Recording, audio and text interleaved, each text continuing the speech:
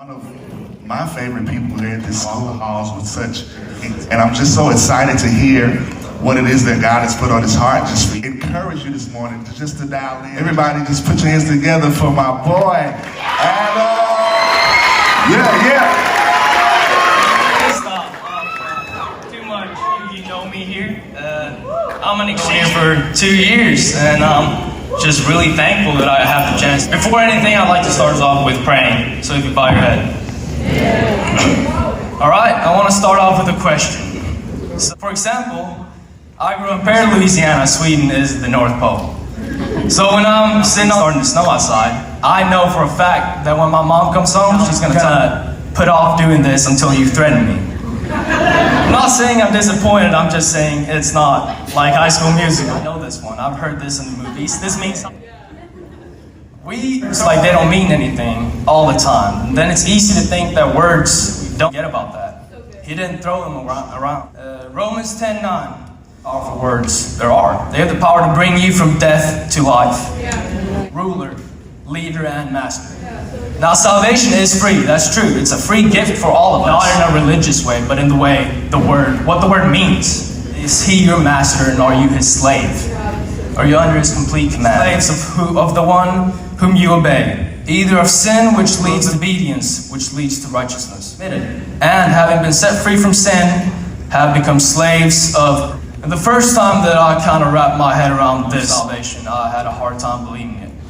But that's not exactly what Jesus is trying to tell us. Let me explain this so you understand it. You're not going from slave to free because you're free before salvation. You haven't submitted your life to Jesus, there's no one telling you what you can and can't do.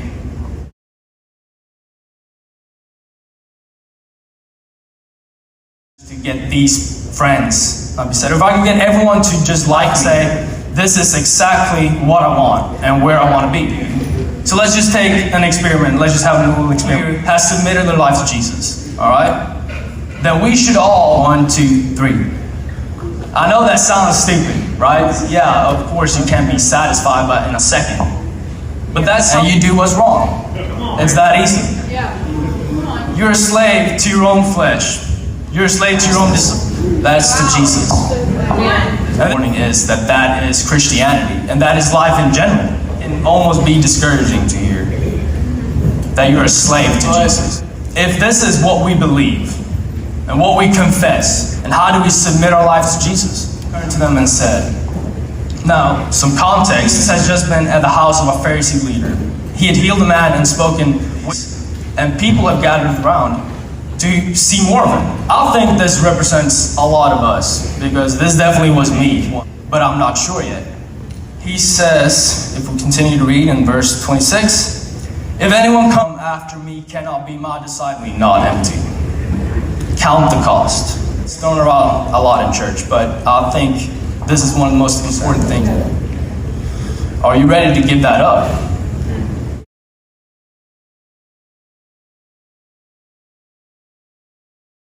And if life is not about them, then what's life? Make your love for... And this is really hard to grasp. Really hard. And I've struggled with this a lot. If I'm honest with my mom, whenever Jesus says that, she was just here visiting me. Every time. Didn't need anything in return. I have to hate that in comparison with my love for Jesus. And I don't know if I'm honest with you, if I'm strong enough to do this. To God answer to this question is, I don't know if I can answer. I don't know if I can, but I want to. That I truly believe and feel strongly about this. Pick up your cross. And what does he mean by this? He means pick up your cross. And that's the weight of Christianity. And you're free from the authority of Jesus, you're under the authority of sin. And you're carrying the weight. You want to be?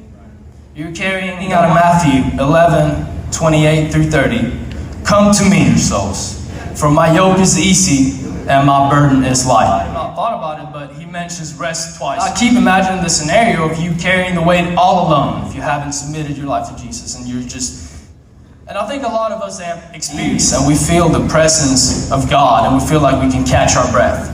You don't have to go back to carrying the burden by yourself. It's not a glorified coffee break, and Jesus is not your halftime water boy.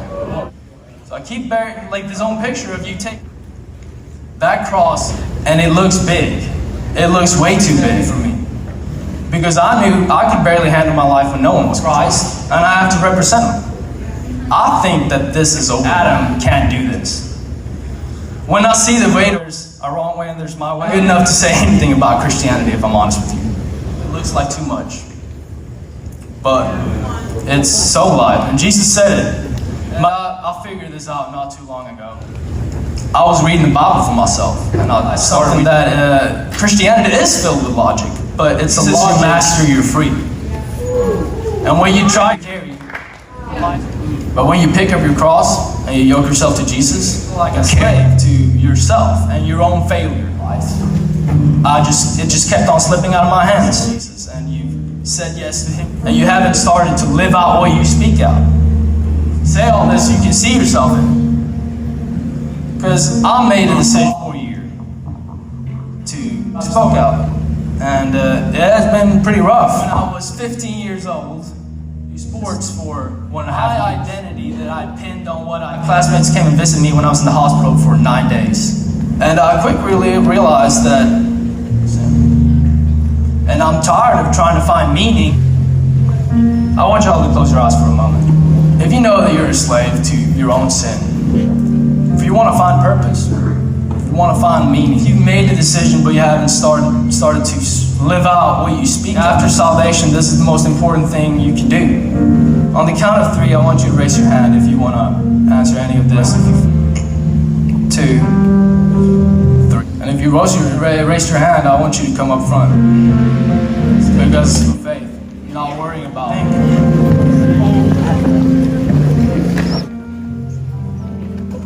a decision you make every day is changed for life.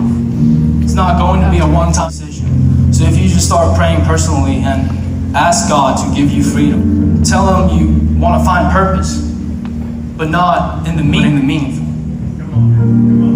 Tell him that you. So if you pray after me, Lord, I want your purpose. I don't want to find. If you're praying this, you need it for your lifetime, for your life. Counting the costs. And I'm ready to give it up. And I want to carry it every day. Thank you so much.